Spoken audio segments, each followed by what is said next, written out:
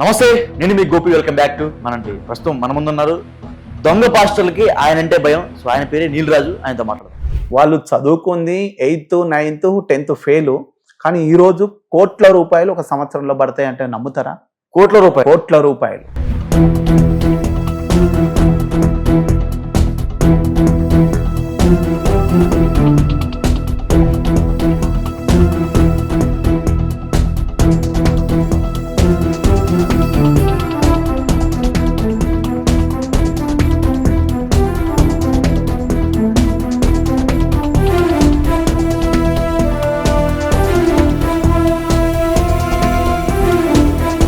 Degree చదువుతున్న 19 సంవత్సరాల అమ్మాయికి నీకు దయ్యం పట్టిందమ్మా, నీ కాళ్ళ గడ్డలేంది, నేను నీకు బాగు చేస్తా కాబట్టి అని చెప్పేసి మొత్తం బట్టలు ఫ్రాక్ ఇప్పమంటాడు, ప్యాంట్ ఇప్పి ఆయిల్ అనైంటింగ్ ఆయిల్తో మసాజ్ చేస్తాడంట వీడు ప్రార్థన అమ్మాయి కానీ ఆ అమ్మాయికి పైకి గొర్రెల్లాగా కనిపిస్తారు, మృదువుగా కనిపిస్తారు, సాత్వికంగా కనిపిస్తారు. Praise Lord brother, praise Lord sister. ఇది కానీ వాని లోపల స్వభావము కడుపులు చేయడం.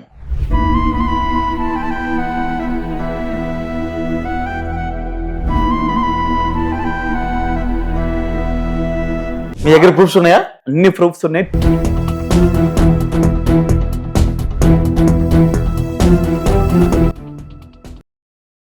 నమస్తే అన్న. నమస్తే అన్న. సో రీసెంట్ టైమ్స్ లో ఒక వ్యక్తి బాగా ఫేమస్ అవుతున్నాడు. అతను కూడా కొంతమంది అతన్ని ఎవరైతే విమర్శిస్తున్నారో వాళ్ళ మీద టార్గెట్ చేయడం జరిగింది. అందులో మీరు కూడా ఎవరు? సో అతని పేరే శాంసంగ్ అంబాలా. సో ఆయన ఎవరు, ఎందుకు మిమ్మల్ని టార్గెట్ చేశారు, మీరు ఎందుకు ఆయన టార్గెట్ చేశారు? అయితే నేను 2019 ఆ సమయంలో 18 మార్చి టైంలో అనుకుంటానా, శాంసంగ్ అంబాలా చర్చ్కి ఒక అతనికి హెల్త్ బాగలేదని చెప్పేసి వెళ్ళడం జరిగింది. అయితే వెళ్తే ఇతను ఏంటంటే అతను కొంచెము మెంటల్గా డిస్టర్బ్ అయిపోయి పిచ్చి పిచ్చి చేస్తుంటుంటే నా ఫ్రెండ్ ఏమన్నాడంటే, ఇట్లా పలానా శాంసంగ్ అంబాలా అని ఉంటాడు, ఆయన భూత వైద్యుడు టైపు, ఈ దయ్యాలను వదిలియడము, ఈ తాంత్రిక మాంత్రిక విద్యలోని కొంచెం చేసిన వాళ్ళకు నేను మాంత్రికులతో సవాల్ అని చెప్పేసి టీవీలలో యాడ్స్ ఇచ్చుకుంటూ ఫేమస్ అయ్యాను అన్నట్టు. సో అతని దగ్గరికి వెళ్తే బాగవుతాడు అని చెప్పేసి అని అంటే అతనితో పాటు నేను వెళ్ళడం జరిగింది. అంటే అప్పుడు మీకు ఏమైనా మానసికంగా ఏమన్నా? ఏది లేదు, నేను ఫుల్ హెల్తీగా ఉన్నా. కాకుంటే ఆ టైంలో నేను అతని కోసం వెళ్ళడం జరిగింది. నరేష్ ఆ అబ్బాయి పేరు. అతను బాగలేదని వెళ్తే అమావాస్య పౌర్ణములు ప్రార్థన పేరట అందరినీ కొట్టడము తొక్కడము ఒక ట్రాన్స్లోకి తీసుకొని వెళ్తాడు అన్నట్టు. హిప్నటైజ్ చేసేస్తాడు, బలంగా తలల మీద కొడతాడు. హిప్నటైజ్ చేయడం వచ్చా ఆయనకి? వచ్చు. ఒక బాక్సర్ వాడు, బాక్సర్ అని చెప్పేసి గతంలో వీడియోలు కూడా అతన్ని ఉన్నవి. సో నేను నేషనల్ బాక్సర్ని ఛాంపియన్ అని అంటాడు, బాక్సింగ్లో కిక్ బాక్సింగ్ ఛాంపియన్ అని చెప్పి చెప్పుకుంటాడు. మరి ఎక్కడ చేసిండో తెలియదు కానీ బాక్సర్ని అని చెప్పి చెప్పుకుంటాడు. ఇట్లా అతని భార్య ఇద్దరు కలిసి ఆమెనేమో ఆడవాళ్ళని దోచుకోవడము, వీడేమో ఇక డబ్బులు దండుకోవడం. అంటే మగవాళ్ళు ఇచ్చే కానుకలేమో వీడు తినడము, ఆడవాళ్ళు ఇచ్చే కానుకలేమో ఆమె. అంటే పోటాపోటీగా ఫోన్పే గూగుల్ పే నెంబర్లు ఇస్తారు. నా అకౌంట్లో పడ్డ ఇన్ని, నీ అకౌంట్లో ఇన్ని అని కొట్టుకునే రోజులు కూడా వీళ్ళ ఉన్నవి అని చెప్పేసి కొంతమంది చెప్తారు. ఇది భార్యాభర్తలు ఎవరి అకౌంట్లో వచ్చేటి వాళ్ళు. నిజంగా వీళ్ళ అకౌంట్లు కనుక ఓపెన్ చేస్తే ఒక IAS IPS ఆఫీసర్స్కి వచ్చే శాలరీ కూడా అంత ఉండదేమో. వాళ్ళు చదువుకుంది 8th, 9th, 10th ఫెయిల్, కానీ ఈరోజు కోట్ల రూపాయలు ఒక సంవత్సరంలో పడతాయి అంటే నమ్ముతారా? కోట్ల రూపాయలు. చాలా మందిని ఇట్లనే వాడు చేసేది. ఒక ఫోటోగ్రాఫర్గా ఉండే ఆ ఎయిర్పోర్ట్లో ఈ ఫ్లైట్లు ల్యాండ్ అవుతుంటుంటే టపాకులు కాల్చేటోడు వీని డ్యూటీ. తోక పటాకులు పెట్టుకొని 2 అగ్గిపెట్టెలు పెట్టుకొని రోజు 100-150 బాంబులు కాలవాలన్నట్టు. ఫ్లైట్లో రెక్కలల్లా ఈ పావురాలు కానీ పిట్టలు కానీ పక్షులు ఇరకకుండా వీడు చేసే పని అది అన్నట్టు. అట్లాంటి వాడు ఆ డ్యూటీ మానేసి, ఇంజనీర్ని ఎయిర్పోర్ట్లో నేనని చెప్పుకునేవాడు, ఆ డ్యూటీ మానేసి ఎప్పుడైతే పాస్టర్ అవతారం ఎత్తిండో వాని అకౌంట్ నెంబర్ చూస్తే మొత్తం 10,000, 20,000, 30,000, 50,000, 1,00,000 వీడు కుటుంబాలనే టార్గెట్ చేస్తాడు.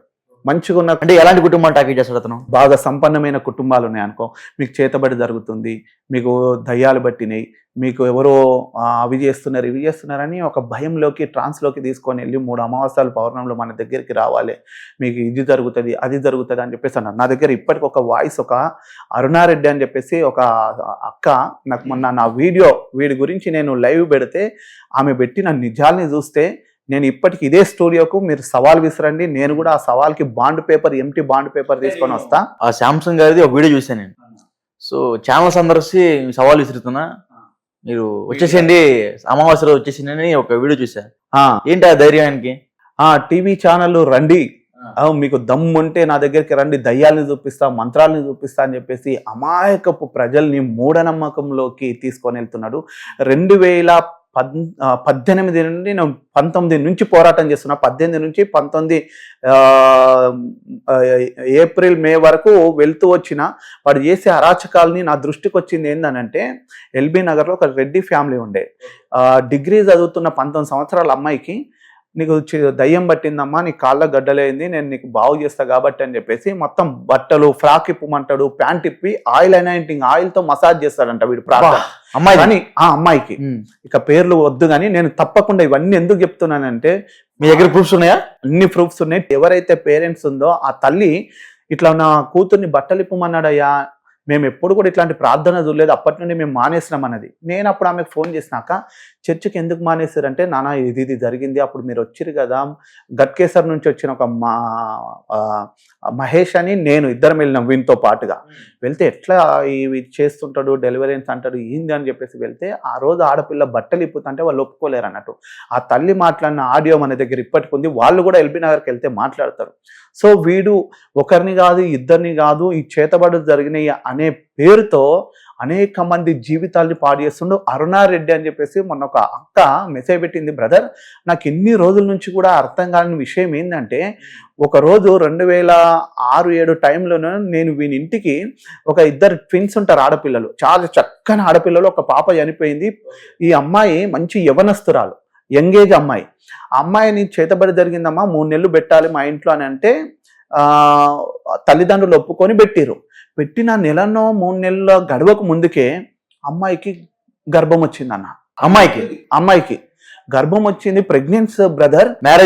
మ్యారేజ్ లేదు, వీడింట్లోనే ఉంది, ఎటు పోదు. ఏంది బ్రదర్ ఇది అని చెప్పేసి అడిగితే వాడు చెప్తున్న రిప్లై ఏంటంటే, ఆ చేతబడి ఎవడైతే చేశాడో మాంత్రికుడు, వాడు దయ్యం రూపంలో ఆత్మ రూపంలో వచ్చి ఈ అమ్మాయిని బావి దగ్గరికి ఎక్కడో లాక్కొని వెళ్ళిందంట, ఆత్మలో కడుపు చేసిందని. అయ్యో చూడండి, ఎలాంటి వాళ్ళని చూస్తున్నప్పుడే పాస్టర్ల మీద ప్రజలకు నమ్మకం లేకుండా పోతుంది. దొంగ పాస్టర్ చూసారు ఏమన్నారు, చేతబడి చేస్తే చేతబడి రూపంలో దయ్యం వచ్చి, దయ్యం రూపంలో వచ్చి అమ్మాయి ప్రెగ్నెంట్ చేసినట్టు చాలా నమ్మశక్యంగా ఉంది ఎవరైనా. కానీ ఈ నిజాలు అనేటి బయట పెట్టినప్పుడు నేను క్రిస్టియానిటీలో ఉన్నాను, నేను చర్చికి వెళ్తాను ఇప్పటికీ, స్టిల్ నౌ. ఓకే, నా పోరాటం ఏందనంటే, బైబిల్ ఏం చెప్పిందనంటే, నిన్ను వల్లే నీ పొరుగు వాడిని ప్రేమించాలని చెప్పేసి, ఇతరులను దూషించద్దని చెప్పేసి, ఏ మతాన్ని కానీ ఎవరి మనోభావాల్ని కూడా కించపరచద్దని చెప్పేసి బైబిల్ బోధిస్తుంది. ఒకరి పట్ల ఒకరు ప్రేమను రాగలతో ఉండాలంటది. నీ పొరుగువాని దేనిని కూడా, పొరుగువాని భార్యను కూడా ఆశించద్దు అని చెప్పేసి బైబిల్ చెప్పింది. కానీ బైబిల్ చెప్పినట్టు వీళ్ళు బ్రతకరు. బైబిల్లో ఏమని చెప్పబడ్డదంటే, అనేక మంది అబద్ధ ప్రవక్తలు వస్తారు, వాళ్ళు గొర్రె చర్మం కప్పుకున్న తోడేళ్ళంట. పైకి గొర్రెల్లాగా కనిపిస్తారు, మృదువుగా కనిపిస్తారు, సాత్వికంగా కనిపిస్తారు. Praise Lord brother, praise Lord sister, ఇది. కానీ వాని లోపల స్వభావము కడుపులు చేయడం, కుటుంబాలని విచ్ఛిన్నం చేయడం. ఇదా బైబిల్ చెప్పిందని నేను ప్రశ్నిస్తూ వచ్చిన, వాడు నన్ను ఆఫీస్కి వచ్చి కొట్టిండు ఒకరోజు. ఎవరు కొట్టింది? శాంసన్ అంబాలా అనేటోడు. దేని కొట్టారు? వీడి చేస్తున్న అరాచకాలని, ఆడపిల్లల బట్టలు ఇప్పింది నువ్వు కాదారా అని చెప్పేసి అన్నందుకు నా ప్లాట్ నమ్మిపించింది. ఒక ట్రాన్స్లోకి తీసుకొని వెళ్ళి నన్ను కొట్టేవాళ్ళు, తొక్కేవాళ్ళు, పండబెట్టి దొక్కేది వీళ్ళ భార్య. అవునా? ఆ వీడియో ఉంది కదా, అవన్నీ ఉన్నాయి, నేను మీకు ఇస్తాను. ఇవన్నీ జరుగుతున్నప్పుడు బైబిల్ చెప్పింది వేరు, వీళ్ళు చేస్తుంది వేరు. అనేక మంది మంచి సేవకులు ఉన్నారు, మంచి పాస్టర్లు. ఎప్పుడు కూడా సమాజానికి మంచి పాస్టర్లు ఏమిస్తారంటే, నిన్ను వల్లే నీ పొరుగువాన్ని ప్రేమించు, ఆపదలో ఉన్నవాడిని ఆదుకోవాలి, అలాంటి మానవ విలువలు కలిగిన పాస్టర్లని ఈరోజు మృగాలుగా చేస్తున్నారు. మనం ఇప్పుడు సమాజంలో చాలా మంది ట్రోల్స్ చేస్తున్నారు. ఎందుకు అని అంటే, ఇలాంటి పనికి మాలిన చేష్టలు చేస్తున్న ప్రవక్తలు, ప్రాఫెట్స్ అంటారు అన్నట్టు. అంటే నేను జరగబోయేటివి జరుగుతున్నవి చెప్తాను అని చెప్పేసి కొన్ని ఓరి కాంబారావులు లీలా బాబోషి నోటికి వచ్చిన పదాలని, మంత్రాలు లేకపోతే బైబిల్లో ఉంటాయి ఇవన్నీ, నోటికి వచ్చింది ఎవరికి అర్థం కాదు, వానికే అర్థం కాదు. ఇవి ఇలాంటి పదాలు మాట్లాడేసరికి, అమ్మో పెద్ద ప్రవక్త, ఈయనకి ఏదో భాషల వరాలు ఉన్నాయి, ఎన్నో అద్భుతాలు ఉన్నాయి అని జనం మోసపోతున్నారు. కానీ నిజమైన పాస్టర్ కానీ, నిజమైన సేవకుడు కానీ, బైబిల్ ప్రకారం జీవించేవాడు కానీ ఇలాంటి ఒక స్త్రీని మోహపు చూపుతో చూస్తే ఆమెతో కలిసి వ్యభిచారం చేసినట్లేనంట. ఒక స్త్రీని కన్నెత్తి కూడా చూడొద్దని బైబిల్ చెప్తుంది. కానీ ఈ రాక్షసుడు ఏం చేస్తుండు? ఈ దుర్మార్గుడు ప్రవక్త అని చెప్పేసి, పాస్టర్ అని చెప్పేసి వీడు అవతారం ఎత్తిన ఈ దుర్మార్గుడు, వీడే కాదు చాలా మంది ఇలాంటి వాళ్ళు ఉన్నారు. సో వీళ్ళు బైబిల్ వ్యతిరేకులు. కానీ చాలా మంది ఏంటంటే ఎడ్డి గొర్రెలని చాలా మంది అంటుంటారు, ఏంటంటే వీళ్ళని నమ్ముతూ పోతున్నారు కానీ బైబిల్ చదవరు, వాళ్ళు బైబిల్ని నమ్మరు. ఈ ఈ బద్మాషిగాలని నమ్ముతున్నారు. అది జరుగుతుందన్న. అంటే ఇప్పుడు అతను చాలా మంది ఛాలెంజ్ విసిరుతున్నారు. సో ఆ ఛాలెంజ్ విసిరుతున్నారు కాబట్టి మనం వెళ్తే ఏమైనా రెస్పాన్స్ ఉంటుంటారా? ఉంటది. ఏం చేస్తారు? మామూలుగా వాడు కొత్తగా వచ్చిన వాళ్ళని చూస్తాడు, ఎట్లాంటి వాళ్ళు, ఏంది డబ్బు ఉన్నదా డబ్బు లేదా, మరి వీళ్ళు లొంగుతారా అనేది చూసుకుంటాడు.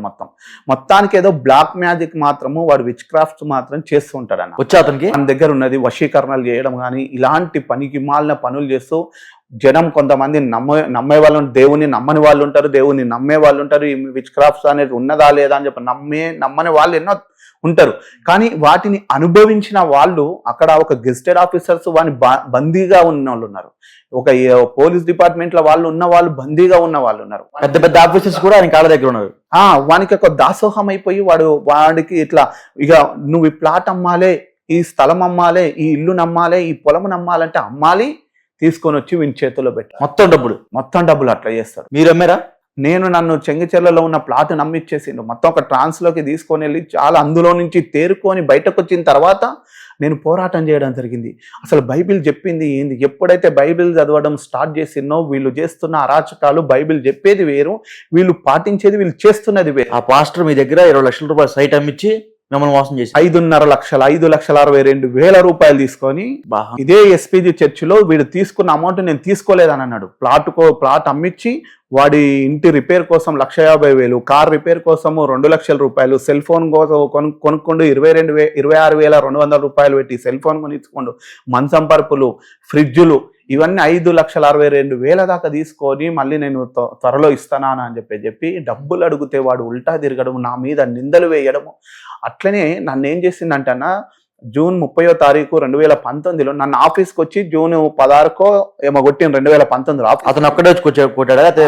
వాడు వానితో పాటు శ్రీనివాసరావు అని చెప్పేసి ఒక గవర్నమెంట్ ఎంప్లాయీ, అతను కూడా వచ్చి ఆఫీస్కి వచ్చి మా సార్ వాళ్ళని ఏమన్నాడంటే, మీరు గొర్రెలు అమ్ముకుంటున్నారు, మేకలు అమ్ముకుంటున్నారు అని వీళ్ళని బ్లాక్మెయిల్ చేసి ఏందా కేసు పెడతామని చెప్పేసి ఆ సార్ వాళ్ళు అంటే, సార్ ఏదో పొరపాటు అయింది సార్ మన్నించండి అని సారీ చెప్దామని ఆఫీస్కి వచ్చేసి, వాడు చేస్తున్న అరాచకాలు ఇవి, నీతో మాట్లాడా అది అని చెప్పేసి వచ్చి వాడు నా దగ్గరకు వచ్చి నాకు గల్లబట్టుకున్నాడంట. గల్లబట్టుకోగానే పోలీసులకు ఫోన్ చేసినప్పుడు 323 కేసు పెడితే జెరూసలేం మత్తయ్య అనేటోడు వాడు క్రిస్టియానిటీకి బట్టిన ఒక బ్లాక్మెయిలర్ దరిద్రుడు. వాడు కేసుని నీరుగా చేసిండు.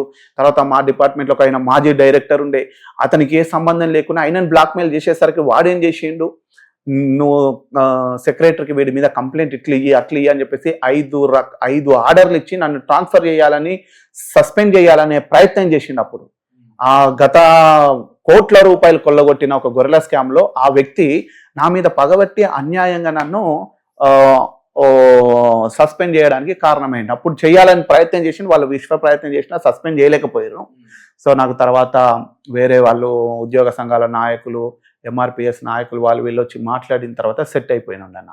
ఇట్లా వీని అరాచకాలని ప్రశ్నించినామంటే చాలు, కొత్త ప్రభుత్వం వచ్చినా, కొత్త డైరెక్టర్ వచ్చినా, ఏది జరిగినా, నేను ట్రాన్స్ఫర్ అయిపోయినా, ప్రమోషన్ వచ్చిపోయినా, వీడు నా మీద ఇష్టం వచ్చిన పేపర్లలో పెడతారు, సోషల్ మీడియాలలో పెడతారు. నేను ఒక బ్లాక్ మెయిలర్ అంటాడు, చీటర్ని అంటాడు, దొంగని అంటాడు, నేను అరెస్ట్ అయిన అంటాడు, సస్పెండ్ అయిన అంటాడు. మన నోటికి ఏది వస్తే అది మాట్లాడతాడు. ఆడవాళ్ళని కూడా చెప్పులతో కొడతా అంటాడు. వీళ్ళది ఒక మాఫియా ఉంది టీము. అవునా? ఎవరెవరు మాఫియా అని చెప్పేసి శాంసన్ అంబాలని, రఘుముద్రి పీటర్ అని ఒక ఆమె లేడీ డాన్, ఇప్పుడు ఒక ఎస్పీని పాపం ఆయన ఇల్లు కబ్జా చేసి మణికొండలో ఉన్నది. ఆమె ఒక K10 న్యూస్ ఛానల్ అని పెట్టుకునేది. అక్కడ ఒక కెమెరా ఉండదు, ఒక రిపోర్టర్ ఉండడు, ఒక యాంకర్ ఉండడు. ఈమెనే యాంకర్, ఎవరు కనిపించదు. బ్లాక్మెయిల్ చేయడము. పాపం ఒక ఎస్పీ ఇల్లుని రిటైర్డ్ ఎస్పీ ఓకే చీమకు కూడా హాని చేయడు ఉదయ్ భాస్కర్ రెడ్డి, ప్రమీల గారు వాళ్ళ మేడము. పాపము అసలు వాళ్ళు ఎంత మంచి వ్యక్తులు అంటే, ఒకరికి హాని చేసే వ్యక్తులు కూడా కాదు. వాళ్ళ ఇంట్లో ఈ రోజు ఉండి 4 కోట్లు ఇస్తే ఇల్లు కాల్ చేస్తా అంటుంది. 19 లక్షలు ఇవ్వాలి 9 నెలల నుంచి. ఓకే ఆ ఓనర్ కి ఈ ప్రశాంత్ అంటే ఫస్ట్ ఫ్లోర్ ఏం చేసింది, కింద గ్రౌండ్ ఫ్లోర్ 2 షట్టర్లు తీసుకొని సేవియర్ కేర్ హాస్పిటల్ అని పెట్టింది. ఎవరితో పెట్టిస్తుంది? ఒక రిటైర్డ్ జడ్జి, ఎవరు చంద్రయ్య అని చెప్పేసి, ఆయనతోని మన రాజయ్య ఉన్నాడు కదా, మాజీ డిప్యూటీ సీఎం తాటికొండ రాజయ్యని తీసుకొని వచ్చి ప్రకాష్ గౌడ్ సార్తోని, మన ఎమ్మెల్యే గారితోని రిబ్బన్ కటింగ్ చేపిస్తుంది. కథం అంతే, షోప్ టాప్.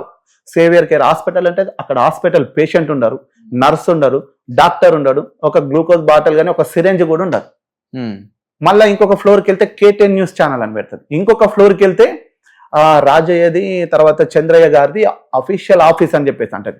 ఈ మొత్తం 6 ఫ్లోర్లు ఉంది, 10 కోట్ల విలువైన ఇల్లుని చూపించి ఏం చేస్తుంది అంటే, ఈ ఇల్లు మొత్తం నాదే, ఇంకొక చోట మేము బ్రాంచ్లు పెడుతున్నాం అని చెప్పేసి మీలాంటి వాళ్ళని పిలుచుకొని ఇదంతా నాదే, ఇంకొక బ్రాంచ్ పెడుతున్నాను సార్, ఒక 10 లక్షలు ఇవ్వండి, ఒక 20 లక్షలు ఇవ్వండి, 3 నెలల్లో మీకు 30 లక్షలు ఇస్తా అని చెప్పి ఎంతమందిని నిండా ముంచి ఇట్లాంటి నన్ను కూడా ఈ శాంసన్ ఎబోలా అనేటువంటి విషయంలో, అంబాలా అనే విషయంలో కేసు పెట్టించి నీకు ప్రెస్ మీట్ పెడతా అని చెప్పేసి 90,000 వసూలు చేసింది అన్న. 5-6 వేలు అయ్యే ప్రెస్ మీట్కి వాని మీద ప్రెస్ మీట్ పెడతాము, వాడిని అరెస్ట్ చేపిస్తామన్నారు. అంటే ఇదొక్క ఈ టీం ఇట్లా ఈ అరెస్ట్ చేపిస్తామని చెప్పి 90,000 తీసుకొని ఈమె ప్రశ్నించినందుకు ఈమె చేస్తుంది అరాచకాలు, క్రైస్తవ మాఫియా ముసుగులో. మేము క్రిస్టియన్, చర్చిలోనేమో బ్రాహ్మణులం అని చెప్పుకుంటుంది, పోలీస్ స్టేషన్లకు రాగానే నేను ఎస్సీ మహిళను నన్ను కులం పేరుతో దూషించండి అని అట్రాసిటీ కేసులు పెడుతుంది. ఆమె ఎస్సీ మహిళనా? మరి తమిళనాడు నుండి వచ్చిర్రు అని చెప్పేసి అంటున్నారు. ఆమె పుట్టు పూర్వతరాలు ఎక్కడనో తెలియదు. వాళ్ళ తమ్ముడు ఏమంటాడు, జాషువా కిషోర్ అని యేసు రమ్మనుచున్నాడు అని చెప్పేసి, మళ్ళీ వీళ్ళు పిలిచేదంతా యేసు రమ్మనుచున్నాడు అనేది ఉంటుంది. పిలిచి వచ్చిన తర్వాత యేసు దోచుకోమన్నాడు అన్నట్టు చేస్తారు వీళ్ళు. యేసు ప్రభు ఒకరిని దోచుకోమని కానీ ఒకరిని హింసించమని చెప్పి మాత్రం చెప్పలేరన్న. వీళ్ళు చేసేది ఈ ముసుగులో చాలా ఎంతమంది అంటే ఇక 90% ఇట్లాంటి వాళ్ళు గ్యాంగ్ తయారైందని. అంటే ఒకటి ఇప్పుడు మీరు ఇద్దరు పేర్లు చెప్పారు, ఒకటి శాంసన్ అంబోలా, ఇంకోటి మేరియా సంథింగ్ ఎవరు చెప్పారు. సో వీళ్ళిద్దరూ మీరు పెద్ద ఎత్తున ఆరోపణలు వాళ్ళ మీద చేస్తున్నారు. రేపటి రోజున ఈ వీడియో చూసి వాళ్ళు మళ్ళీ ఈ వీడియో మీద కౌంటర్ చేయవచ్చు. వాళ్ళు కౌంటర్ కాదు, పరువు నష్టం దావా చేసుకోవడానికి కూడా సిద్ధమే.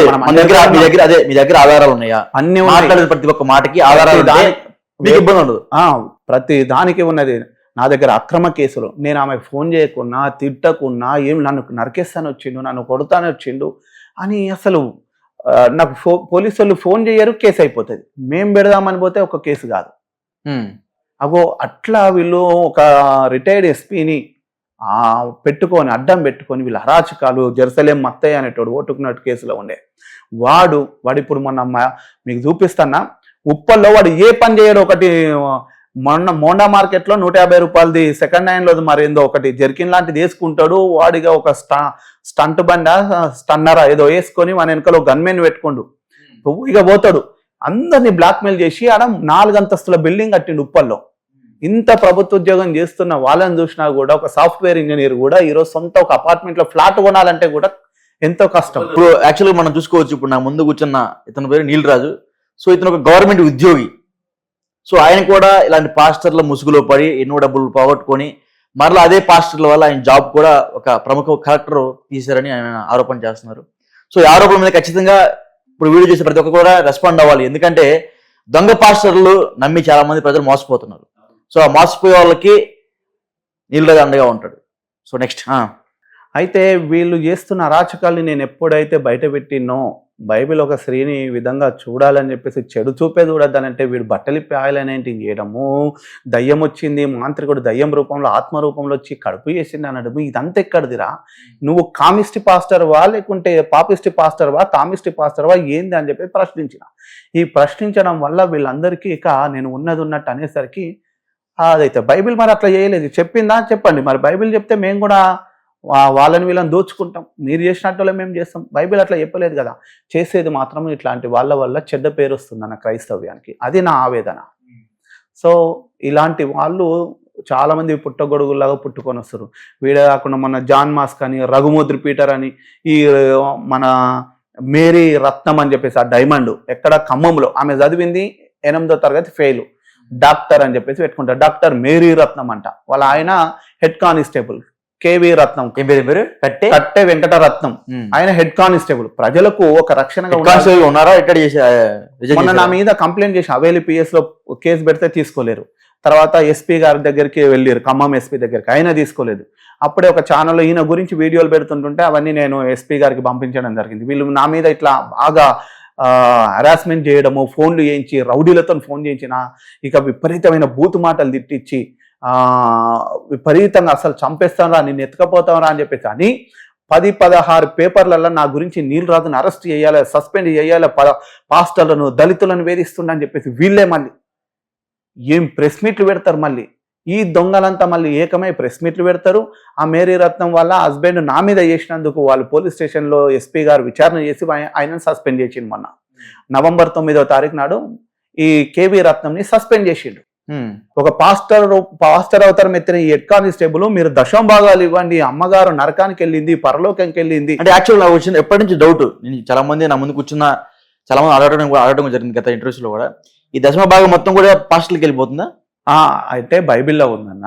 బైబిల్లో ఏముంటుంది అంటే పాత నిబంధన కాలంలో మీరు ఈ యొక్క మందిరములో ఆహారం నిల్వ ఉండాలని చెప్పేసి అది కూడా ఏంటంటే పేదవాళ్ళకు పంచిపెట్టడం కోసం కానీ వచ్చిన వాళ్ళు భోజనాలకు కానీ ఈ అవసరతల నిమిత్తము మందిరంలో ఉండడానికి, మందిరంలో యాజకులు సేవకులుగా ఉన్న వాళ్ళ అవసరతల నిమిత్తం అని చెప్పి అనుకుంటే ఈరోజు ప్రతి ఒక్కడు హెలికాప్టర్లలో తిరుగుతున్న వాళ్ళు కూడా ఉన్నారన్న.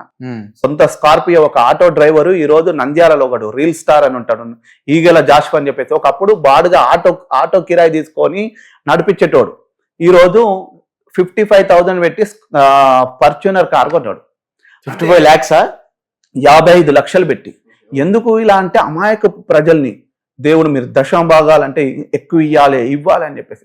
నిజంగా సేవ చేస్తున్న వాళ్ళకు ఆశీర్వాదం ఏంటంటే తనలో ఉండే ఆ పాస్టర్లు సేవకులు అనే వాళ్ళు బ్రతకాలంటే కష్టం కాబట్టి అది జెన్యున్గా చేసేది. అది ఏ సిద్ధాంతంలోనైనా కూడా ప్రతి ఒక్కరికి మన పైన స్పిరిచువల్ ఫాదర్స్ ఎవరైతే ఉన్నారో మనకు ఆత్మీయ జ్ఞానాలు మర్మాలని బోధించే వాళ్ళ కోసం ఏ మతమైనా కూడా అది ఇచ్చేదాన్ని తప్పుపట్టలేం. కానీ వీళ్ళు దశమభాగం కాదు, వాళ్ళని మొత్తం వాళ్ళ ఆస్తులు ఏం లేకుండా దోచుకుంటారు. మొన్న ఒక అతను నాకు ఫోన్ చేసిండు, ఏమనంటే అన్న నాకు తెలిసిన బ్రదర్ అన్న మీకు పూర్తి డీటెయిల్స్ ఒక రోజు ఇస్తా, కొత్త బుల్లెట్ కొనుక్కున్నంట. ఆ పాస్టర్ దగ్గరికి వెళ్ళి పాస్టర్ గారు నాకు ప్రేయర్ చేయన్నాడంట. ప్రేయర్ అంటే కళ్ళు మూసుకొని ప్రార్థన చేసి వాడు అన్నాడంట, తమ్ముడు నీకు 2 రోజులలో ఈ బండి మీద పోతుంటుంటే యాక్సిడెంట్ అయి తల బగిలిపోయి చచ్చిపోబోతున్నావు అనగానే బండి ఇడిసబెట్టి పాస్టర్కి ఈ బండి ఇచ్చి ఆ పాస్టర్ బండి ఈయన తీసుకో. నిజమన్నా. ఎక్కడ జరిగింది ఇది? కర్నూలు దగ్గర. ఓకే. అంటే చూడు ఎంత ఆ వ్యక్తి కర్నూలు అతను నాకు చెప్పింది. ఈ ఏరియా ఎక్కడ అనేది మనకు పోతే తెలియదు కానీ ఆ డీటెయిల్స్ వస్తాయి. సో కర్నూలుకు సంబంధించిన వ్యక్తి చెప్పిండు. బహుశా ఆ ప్రాంతం అంటే ఇంత భయంలోకి తీసుకొని వెళ్తున్నారు వీళ్ళని. ఈ శాంసన్ అంబాల అనేటోడు కూడా అమావాస్య వస్తుంది, పౌర్ణమి వస్తుంది, మీకు మాంత్రికులు దయ్యాలు వస్తున్నాయి, ఇవన్నీ ఒక ట్రాన్స్లోకి ఒక భయంలోకి తీసుకొని వెళ్తుంది. అంటే యాక్చువల్గా క్రిస్టియన్స్ ఇవన్నీ నమ్మరు కదా, అమావాస్య పౌర్ణమి అని నమ్మరు. కానీ ఈ మాంత్రిక విద్యల గురించి కానీ బైబిల్లో మంత్రశక్తుల గురించి కానీ విచ్ క్రాఫ్ట్స్ ఇవి బ్లాక్ మ్యాజిక్ గురించి ఉన్నాయన్న. వాటితో బాధపడుతున్న వాళ్ళు కొన్ని సంఘటనలు అనేటివి కొన్ని జరుగుతూ ఉన్నాయి. సో వాటి విషయం వీళ్ళు క్యాచ్ చేసుకుంటుంటారు వాటిని. సో వాటిని పట్టుకొని వీళ్ళు ఇంకా భయం మొత్తం ఈ సాంబ్రాన్ని పొగలేస్తుంటుంటాడు వీడు శాంసన్. ఈ బైబిల్లో లేవు. వీడు పొగలేపించి దయ్యాలు మీకు వస్తాయి, 3 అమావాస్యలు మా ఇంటికే రావాలి, మా చర్చికే రావాలి, మీరు 3 అమావాస్యలు 3 పౌర్ణములు నాన్ వెజ్ తినద్దు, తెల్లరి బట్టలు వేసుకోవాలి, మళ్ళీ ఇలాంటి రూల్స్ పెడుతుంటారు. సో ఓవరాల్గా ఒకసారి మనం ఫోన్ చేద్దాం శాంసన్ అంబాలకి. చెయ్యండి. ఇంకోటి అడిగేటప్పుడు ఏంటంటే మీడియాకి TV9 ఇక కొన్ని ప్రముఖమైన ఛానళ్ళ అన్ని ఛానళ్ళ పేర్లు చెప్తాడు అన్నట్టు. అన్ని ఛానళ్ళ వాళ్ళకు సవాల్ విసురుతున్నా, రండి అమావాస్య పౌర్ణమి నాడు చూపిస్తా, రండి మీకు దమ్ముంటే అంటుండు. సో మరి ఏం చూపిస్తాడో మరి ఏందో ఒకసారి శాంసన్ గారికి ఫోన్ చేద్దాం. ఇంకవుతుంది.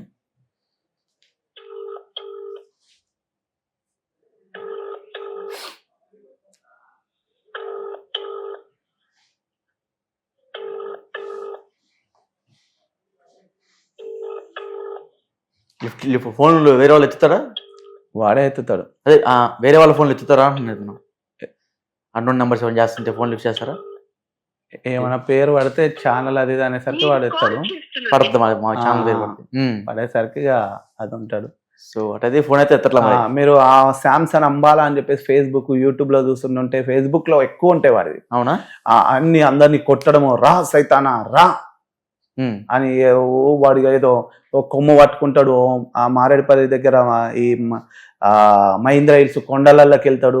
వెళ్ళి వాడు లబ అనుకుంటే ఏందో మొత్తుకుంటాడు. వాడు ఒక రకరకాలుగా వింత చేస్తాడు. మీరు కంప్లైంట్ ఇవ్వచ్చు కదా తన మీద ఉన్నా? మరి పోలీస్ స్టేషన్కి వెళ్ళి ఇచ్చాము. నేను ఎప్పుడు ఏం చేసిందంటే వాడు నాకు నేనుగా ఎప్పుడు పోయి ఇవ్వలేదు కంప్లైంట్. అయితే ఇవ్వడానికి వెళ్తే వాడు ఎప్పుడు పోయినా కూడా వీడు ఈ మత్తయ్య అనేటోడు వానితో వీనితో ఏం చేసేవాడంటే ఆ కేసు ఎందుకో తీసుకోకుండా అది పక్కకు పెట్టడము అసలు కాకుండా పోయాడు. సో ఆ తర్వాత నేను వాడు నాకు ఇచ్చిన పెద్ద మనుషుల సమక్షంలో మాట్లాడుకున్న వాడిని చెక్ బౌన్స్ కేసు వేయడము, ఆ చెక్ బౌన్స్ కేసు నడుస్తుంది. ఆ తర్వాత వీడు నన్ను వాడి దగ్గర కొంచెం సాంబ్రాణి పొగలేస్తూ వీడి దగ్గర కొన్ని సోది చెప్పే ఒక ఆడపిల్లల టీం ఉంటుంది అన్నట్టు, వాళ్ళందరితోని నా మీద కేసు పెట్టించిండు. షీ టీంలో పెడితే వాళ్ళు మారేడుపల్లికి రిఫర్ చేసారు. ఆ రిఫర్ చేస్తే అక్కడ ఏమైపోయిందంటే 2019లో ఇది జూన్ 30వ తారీఖు నాడు అక్కడికి పిలిస్తే డైరెక్ట్ వాళ్ళు అసలు వెంటనే అసలు ఎంత తొందరగా చేసారంటే ఈ రోజు కేసు పెడితే తెల్లారే కోర్టుకు తీసుకొని వెళ్ళారు. నాకు ఆశ్చర్యం, అసలు వారం రోజులు టైం కూడా లేదు. ఎఫ్ఐఆర్ అయిందని ఒక కేసు అయింది, ఎవరు పెట్టిరో కూడా తెలియదు. అక్కడ బాషా నవాజ్ ఖాన్ అని చెప్పేసి 10th MM కోర్టు జడ్జి గారు. సో అప్పుడు వీళ్ళందరూ ఆడపిల్లలు ఈరోజు రాగానే ఒక 5-6 వచ్చారు. సార్ వీని టీమే వీడంతా చెప్తారు మొత్తం ప్రీ ప్లానర్గా ఇట్లా చెప్పారు. సార్ నన్ను వేస్ట్ అన్నాడు, సార్ నన్ను వ్యభిచారు అన్నాడు, సార్ నన్ను ఫాలో అయ్యండి, సార్ నా వెనకాల వచ్చిండు, సార్ నన్ను చంపుతున్నారు, సార్ నన్ను తిడుతున్నారు, సార్ ఫేస్బుక్లో నీ గురించి చెప్తున్నారు సార్ అని చెప్తే ఆ జడ్జి గారు దుర్మార్గుడా, పశువుల డిపార్ట్మెంట్లో చేస్తున్నావు కాబట్టి పశువుల బుద్ధి వచ్చింది, అసలు మనిషివేనారా అని చెప్పేసి తిట్టి అసలు వీడిని ఇట్లా కాదు, అసలు ఏం చేసినావు నువ్వు అసలు నిన్ను అని మా మిస్సెస్ని పిలిచింది. చిన్న పిల్లలు అప్పుడు 3 ఏళ్ళు 4 ఏళ్ళు ఉన్న నా బాబు ఇక పిలిచి అసలు ఏందమ్మా ఈ దుర్మార్గుని ఎట్లా చేసుకున్నావు పెళ్ళి, అసలు వీడు మనిషేనా అది ఇది అని చెప్పేది. ఇట్లా లేదు సార్, ఆయన తప్పు చేయలేదు సార్ అని చెప్పేసి. నేను ఏడుస్తున్నాను సార్, నేను తప్పు చేయలేదు అని చెప్పేసి. ఒక అడ్వకేట్ కూడా బుచ్చయ్య యాదవ్ అని చెప్పేసి అన్న, అరే మీకు పాస్టర్లకు ఆడోళ్ళ గురించి ఇంకొకటి ఫారెన్ నుండి వచ్చే ఫండ్స్ కోసం కొట్లాడతారా, ఆ తర్వాత కోర్టుకు ఎక్కుతారు మీరు, అప్పటి వరకు అందరినీ దోచుకుంటారంటే లేదన్నా, వాడు పాస్టర్ అని నేను నమ్మి వెళ్ళినా, కానీ వాడు ఆడపిల్లల బట్టలు ఇప్పి ఆడపిల్లల జీవితాలతో ఆడుకుంటున్నా, వాడు చేస్తున్న అరాచకాల్ని చూసి తప్పని చెప్పేసి నేను వాడిని వ్యతిరేకించినన్నా. వీడు ఆఫీస్కి వచ్చి కొట్టి అది ఆ కేసును కప్పిపుచ్చుకోవడం కోసం ఇప్పుడు ఆడపిల్లలతో కేసు పెట్టినన్నా అంటే ఆయన నమ్మలేదు. తెల్లారిక జడ్జి రేపు మళ్ళీ అని వాయిదా వేసిండు, తెల్లారికి పిలవగానే వీడేం చేసిండు, కోర్టులో విచారణ జరుగుతున్న సమయంలో జడ్జి ఏమన్నాడంటే మళ్ళా నిన్న 5 మంది వస్తే ఇంకొక 5 మంది మళ్ళీ ఇంకొక రోజు యాడ్ చేసిండు, మళ్ళీ వాళ్ళు ఎవరు వచ్చారు సార్ వీళ్ళు కూడా బాధితులే అని చెప్పేసి మళ్ళీ తీసుకొచ్చి వాళ్ళు ఏడవడము. అసలు వాళ్ళ ముఖాలు తెలియదు, ఒక 3-4 తెలుసు. అసలు వాడు ఎంత డ్రామా అంటే పెళ్ళైన వాళ్ళు వచ్చారు, ఆడోళ్ళు అసలు ఎవరో నాకు తెలియదు, అందరు ఇట్లా నిల్చున్నారు. ఒక 30-40 మంది అడ్వకేట్లు ఉన్నారు, ఒక 20 మంది పోలీసు వాళ్ళు ఉన్నారు, ఇంకా వేరే కేసుల కోసం వచ్చిన వాళ్ళు ఒక 20-30 మంది. హాల్ మొత్తం నిండిపోయింది, 100 మందికి పైగా ఉన్నారు. వాళ్ళంతా అందరిని నిల్చోబెట్టిండు. నేను ఇట్లనే పట్టుకోండి సార్ అని చెప్పేసానన్నా. ఏం రా అసలు ఇంతమందిని ఆరా నువ్వు హరాస్మెంట్ చేసాను సార్, నేను చేయలేదు సార్, వాళ్ళు ఎవరో తెలియదు సార్ అని అంటే వింటలేడు. అసలు మనిషివే నారా నువ్వు అని అందరి కాళ్ళు మొక్క అన్నాడు. ఏడుస్తున్నా, అసలు విపరీతమైన అది చెప్పలేనన్నా, ఏడుస్తూ ఉన్నా. దేవా ఏంది నేను చెయ్యని తప్పుకు ఇదని చెప్పేసి. అప్పటికే నాకు ఈ కోర్టులు కేసులు ఇవన్నీ కొత్త. అప్పుడు అందరి కాళ్ళు మొక్కు నువ్వు అని అన్నాడు. అందరు ఇట్లా లైన్గా నిలబడ్డారు, అందరి కాళ్ళు మొక్కుతున్నా, ఏడుస్తున్నా నేను, నా కన్నీళ్ళు వాళ్ళ పాదాల మీద పడుతున్నాయి. అంత ఏడుస్తుంటుంటే దుర్మార్గుడు, నువ్వు వాళ్ళ కాళ్ళు టచ్ చేయడానికి కూడా వీల్లేదు అన్నాడు. నేనన్నా వాళ్ళ కాళ్ళు నా నుదురు పెట్టి వాళ్ళ కాళ్ళ మీద ఇట్లా పడుతున్నా. అందులో ఒక చెల్లి ఉంది, ఆమెకు తండ్రి లేడు, చాలా పేదోళ్ళు. బట్టల కోసం నా భార్య నేను కలిసి ఈసారి చెల్లెకు ఒక 1000 రూపాయలు ఇద్దామని బట్టల కోసం 1000 రూపాయలు ఇచ్చిన. తర్వాత ఇంకొకరికి ఆటో బాగలేదని చెప్పేసి ఆయనకు అన్న ఇట్లా నన్ను వడ్డీకి ఇప్పిమని అంటే 3 నెలలు ఇస్తాడు, 16 నెలలు అయినా ఇవ్వలేడన్న, 16-17 ఇచ్చిన. అలాంటి వాళ్ళు కూడా ఉండి వాళ్ళ మిస్సెస్ ఇప్పటికి గుర్తు నాకు. వాళ్ళకు నేను ఎంత మంచోనో, నేను ఎట్లా వాళ్ళ పిల్లల్ని కానీ వాళ్ళని ఎలా చూసుకున్నానో తెలుసు. నేను అందరి కాళ్ళు మొక్కుతున్నప్పుడు ఆమె వద్దు రాదు అని చెప్పేసి మెల్లగా అన్నదన్న. అది ఇప్పటికీ నాకు గుర్తు. నేను వాళ్ళ కాళ్ళ మీద పడుతూ ఏడుస్తుంటుంటే నాకు కన్నీళ్లు పడుతుంది. నేను ఏడుస్తూ ఉంటుంటే ఇక అందరిది మొక్కుతూ సగం దాకా వస్తే వాళ్ళ కాళ్ళు కూడా టచ్ చేయొద్దురా నువ్వు అని అన్నాడు. అందరిని దూరం నుండి మొక్కుమన్నాడు. దూరం నుండి మొక్కుతూ వచ్చిన, ఇట్లా పెట్టిన, నిలబడరా అన్నాడు. నిలబడున్నా, ముక్కు నేలకు రాయి అన్నాడు. మళ్ళీ ముక్కు నేలకు రాస్తున్నా, ఏడుస్తున్నా. చెప్పిన సార్ నేను తప్పు చేయలేను సార్, నేను తప్పు చేయలేదు సార్ అని చెప్పేసి అంటే రై మాట్లాడకు యూజ్లెస్ ఫెలో అని అన్నాడు. అప్పుడు వీడు నా వీడియోలు తీస్తుండు, శాంసన్ అంబాలా వీడియోలు తీస్తే అప్పటికే వీడు అరెస్ట్ అయిపోయిండు, వీని ఉద్యోగం పోయింది అని చెప్పేసి. నేను గేట్ దగ్గర నుండి వస్తున్నా, కట్చిప్ కట్టుకొని వాడు వీడియోలు తీసుకుంటూ అందరికి ఆ వీడియోలు ఇప్పట్టుకునే అందరికీ పెడుతుంటుండు. వీడు అరెస్ట్ అయిపోయిండు, వీని సస్పెండ్ అయ్యిండు, వీని ఉద్యోగం పోయింది అని అన్నాడు. అప్పుడు వెంటనే జడ్జి డ్రైవరో ఎవరో వచ్చి జడ్జికి చెవిలో నాకు తెలిసిన విలియం బ్రదర్ అని చెప్పేసి ఉన్నాడు. ఇవన్నీ చూసి ఆ జడ్జికి చెప్పాలంటే ఎవరికి అంత ధైర్యం ఉండదు. ఆయన అంటే చాలా వణుకు. బాషా నవాజ్ ఖాన్ అంటే ఆయన గేట్ దగ్గరకు వస్తుందంటే చాలా వణుకు. ఈ బుచ్చయ్య యాదవ్ అనే అడ్వకేట్ ఏమన్నాడు సరే, మర్డర్ కేసులు అటువంటిది 45 నిమిషాలలో వాదించి తీసుకొని వస్తా కానీ ఒకవేళ మీ యేసుదేవుడు బతుకుంటే, మా బ్రహ్మదేవుడు ఒకవేళ బతుకుంటే, నిన్ను ఈ ఇద్దరు కూడా భూమి మీదకి ఇక్కడ వచ్చి దిగేసి వచ్చినా కూడా బాషా నవాజ్ ఖాన్ చేతుల్లో నుంచి మా బ్రహ్మదేవుడు మీ యేసుదేవుడు కాపాడాడు అని అన్నాడు ఆ వ్యక్తి. అయితే మర్డర్ కేసులో అయితే 45 నిమిషాలలో వాదించి తీసుకొని వస్తా కానీ బాషా నవాజ్ ఖాన్ చేతుల్లో నుంచి నేను ఎవ్వడు విడిపించాడు, నువ్వు సస్పెండ్ అవుతావు, రాసి పెట్టుకో అని అన్నాడు. అట్లాంటైనా వీడు వచ్చి నా వీడియోలు తీస్తుంటుంటే ఇక ముక్కు నేలకు రాస్తున్నప్పుడు లేవమన్నాడుగా, కానిస్టేబుల్ బేడీ లేరావనికి అన్నాడు, ఇట్లా పట్టుకోమన్నాడు. ఇట్లా పట్టుకొని ఉన్నా అదే టైంలో ఈ ఎవరైతే ఆ డ్రైవరో ఎవరో ఉండి చెవులో సరే ఇట్లా ఆ పిల్లోడు కాళ్ళు మొక్కుతుంటుంటే ఇది అవుతుంటే ఒకటి వీడియో తీస్తున్నాను అన్నాడు. ఎవట్రా వాడు అన్నాడు. ఎవర్రా వీడియోలు తీస్తుంది ఎవడు, నా మనిషి ఏమో అనుకున్నావు. లేదు సార్ ఇట్లా శాంసంగ్ అంబాలని ఇట్లా కేసు పెట్టిన ఆయన అని అంటే, వాడు ఎవడో ఇప్పుడు అని ఫైల్ తీసి ఇషిర్ కొట్టిను, వాడు ఇప్పుడు వస్తేనే ఈ కేసు అనేది ముందుకెళ్తుంది, ఎవడ్రా వాడు రా అని చెప్పేసి అన్నాడు. వీడు పారిపోయి బాత్రూంలో దాక్కుండు. పోలీసు వాళ్ళని విలువగానే వాడిని పట్టుకొని వచ్చారు. ఫోన్ ఓపెన్ చేయగానే జడ్జి దగ్గరికి వచ్చి సలేం అలేకుం సార్ అన్నాడు. యూజ్లెస్ ఫెలో, సలేం అలేకుం అంటున్నావు అంటే నేను వాలేకుం సలాం అనాలన్నారా? హలో హలో, ఎవరండి? సార్ నమస్తే అండి. నమస్తే. మేము మనం టీవీ నుంచి మాట్లాడుతున్నాం. ఇప్పుడు మీరు లైవ్లో ఉన్నారు సార్. మేము మనం టీవీ నుంచి మాట్లాడుతున్నామండి. ఏంటది? మనం టీవీ. చెప్పండి సార్. అదే ఇప్పుడు రోడ్డు మీద ఉన్నాను. రోడ్డు మీద ఉన్నారా సార్? మీరు ఫ్రీగా ఉన్నారా? రోడ్డు మీద ఉన్నారు సార్? రోడ్డు పైన ఉన్నాను. రోడ్డు పైన ఉన్నారా? ఒక 2 minutes మాట్లాడొచ్చా? లేదు, రోడ్డు పైన ఉన్నాను సార్. What is problem? సరే సరే, తర్వాత నెక్స్ట్ మరలా చేద్దాం. వాడుతాం. అయితే జడ్జి దగ్గరికి వచ్చి సలాం అలేకుం అంటే వాలేకుం సలాం అనాలన్నారా?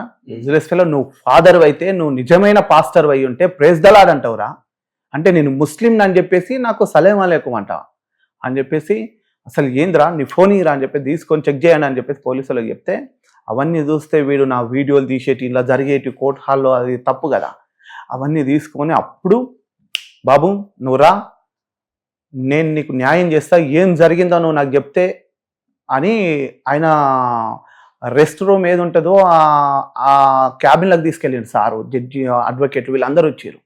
రాగా నీ భార్యను విలువ అన్నాడు. పిలిచిండు.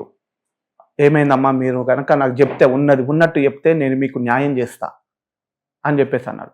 అన్న తర్వాత ఇక ఈ వీడియోలు అన్నీ చూపించినాం.